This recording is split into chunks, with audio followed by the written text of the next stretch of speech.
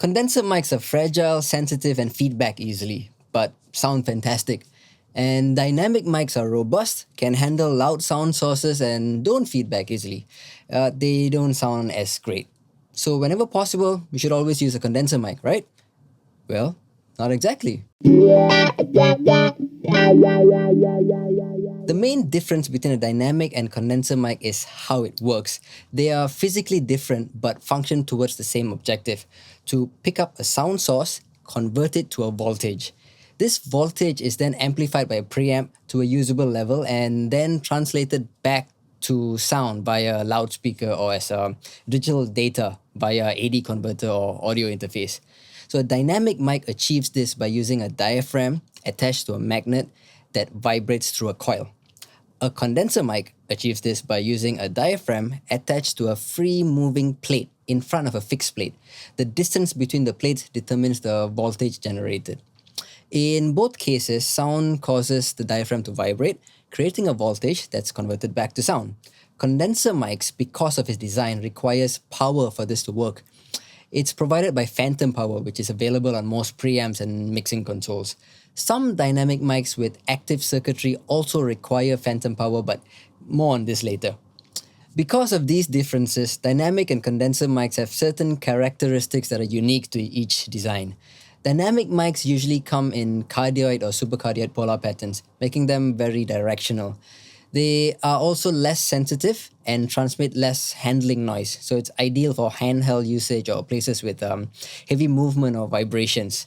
So this also means with louder sound sources, they are less likely to overload the preamp and distort.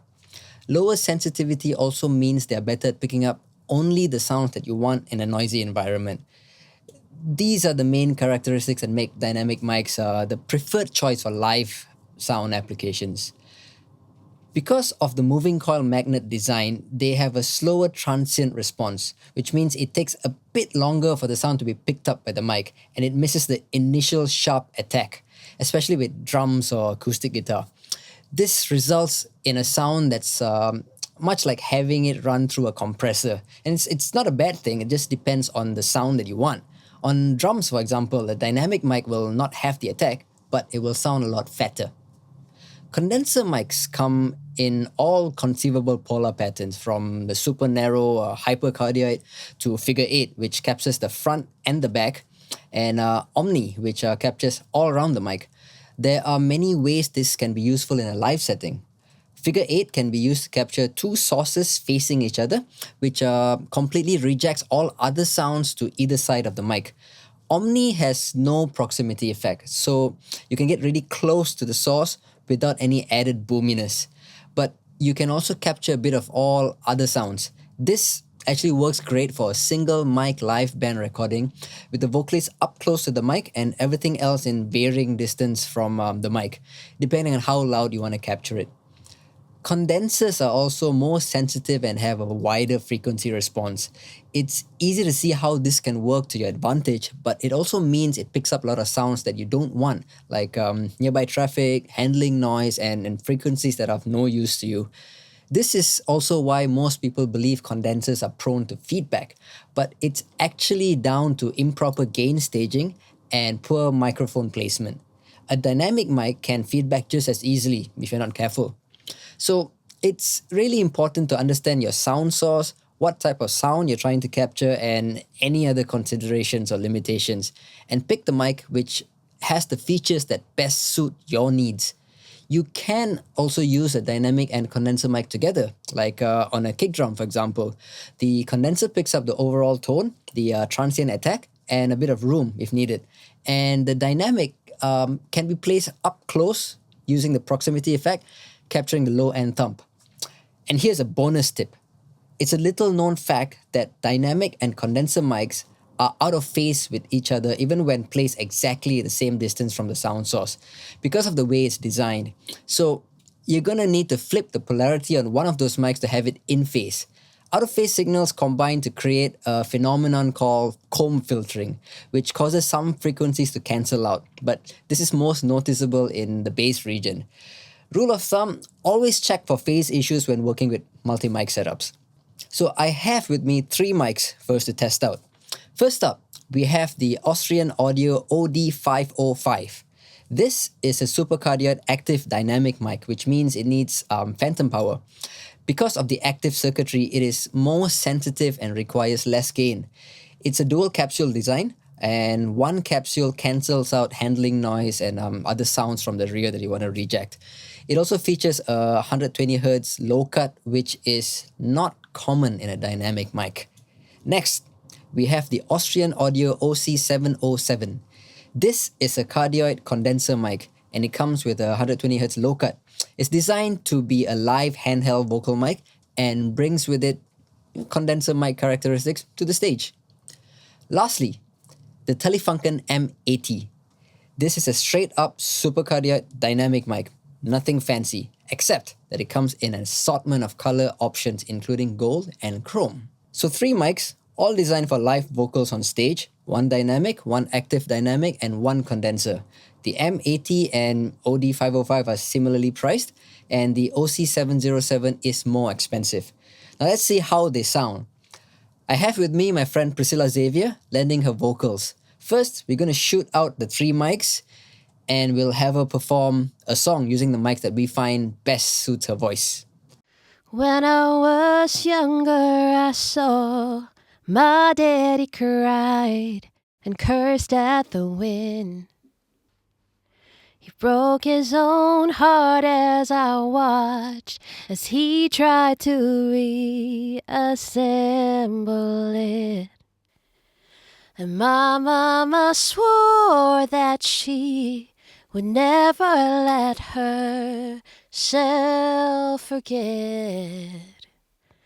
And that was the day that I promised I'd never sing of love if it does not exist. But darling, you are the only exception. You are the only exception. You are the only exception. You are the only exception.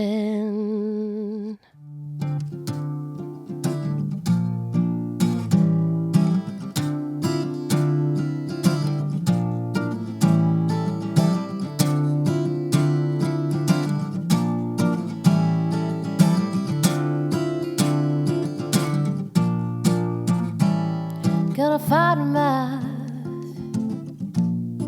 7 Nation army, couldn't hold him back. I'm gonna rip it out, yeah. Taking their time right behind my back. And I'm talking to myself at night, 'cause I can't forget.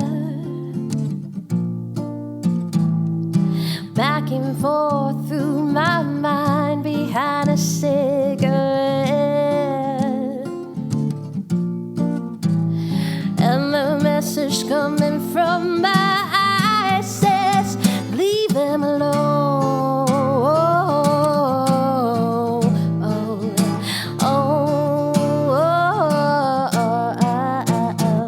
Don't wanna hear about it.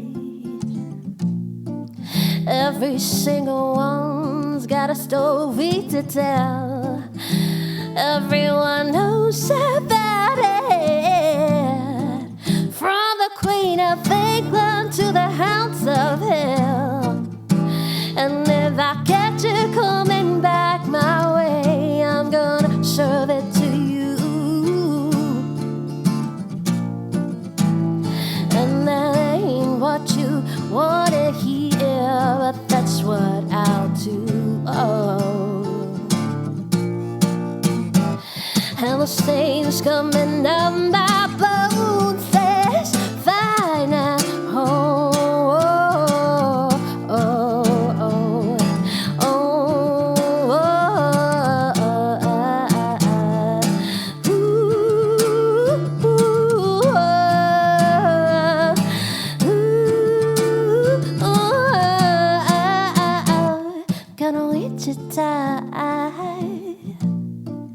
Far from this opera forevermore. I'm gonna the straw. Make your sweat drip out of every pore. And I'm bleeding, and I'm bleeding, and I'm bleeding right before the Lord. All the words are gonna bleed from me, and I will think no more. Yeah. And the stains coming up my bones says, find a home.